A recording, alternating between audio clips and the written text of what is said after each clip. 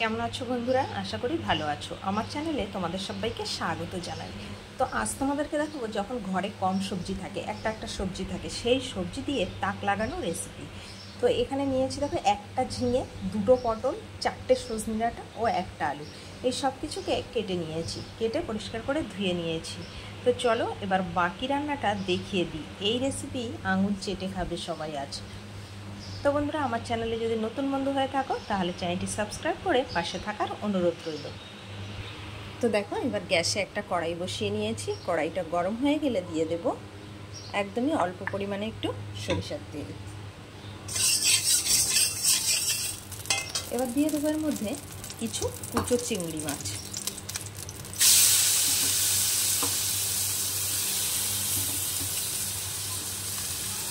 এখন এর মধ্যে দেবো সামান্য একটু লবণ আর সামান্য একটু হলুদ দিয়ে চিংড়ি মাছটাকে ভেজে তুলে নেব।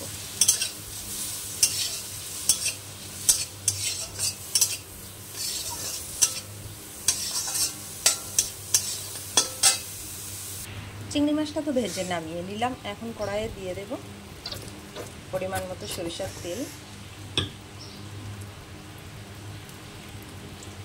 তেলটা একটু ভালো করে গরম হলে এর মধ্যে দিয়ে দেব হাফ চামচ গোটা জিরে।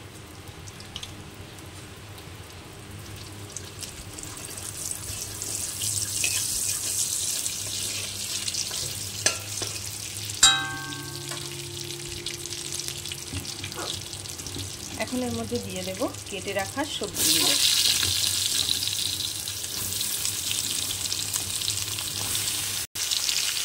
সবজিটা দিয়ে ভালো করে একটু নেড়ে চেড়ে নেব।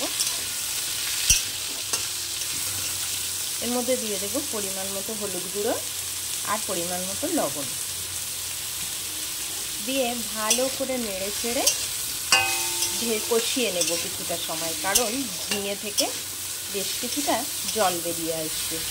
গ্যাসের আঁচটা কমিয়ে একটা ঢাকনা দিয়ে ঢেকে 5 থেকে 7 মিনিট একটু ভালো করে কষিয়ে নেব।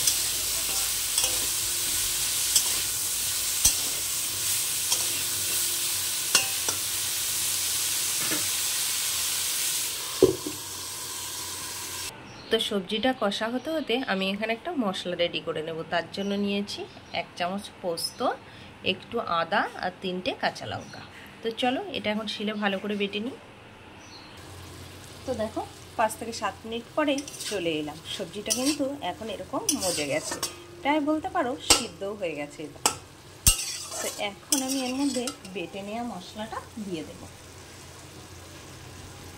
এই খুবই সামান্য সবজির তরকারিটা এইভাবে রান্না করে বাড়িতে খেয়ে দেখো, অসাধারণ লাগে। এই গরমের দুপুরে ভাতের সাথে খুবই সুন্দর লাগবে। খুব বেশি তেল মশলাও না, হালকা পাতলা সবজি তরকারি। তো মশলাটা দিয়ে এইভাবে নেড়ে চেড়ে এখন ভেজে রাখা চিংড়ি মাছগুলো কিন্তু আমি দিয়ে দেব। চিংড়ি মাছ, পোস্ত, ঝিঙে, ডাঁটা, বুঝতে পারছো কত সুন্দর টেস্ট হয়। এই সব কিছু দিয়ে এভাবে একটু ভালো করে কষিয়ে নিলাম।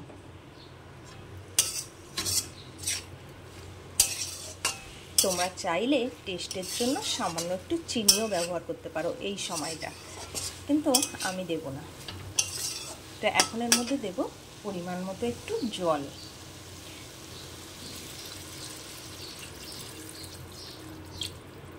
দিয়ে ভালো করে নেড়ে চেড়ে আবার একটু ঢাকনা দিয়ে পুরো রান্নাটা রেডি করে নেব।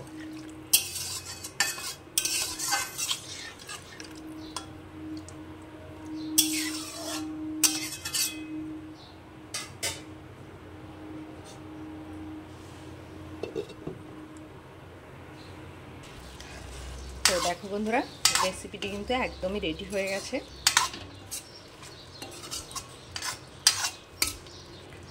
তো রেসিপিটা ভালো লাগলে লাইক, কমেন্ট ও শেয়ার করে আমার সাথে থেকো।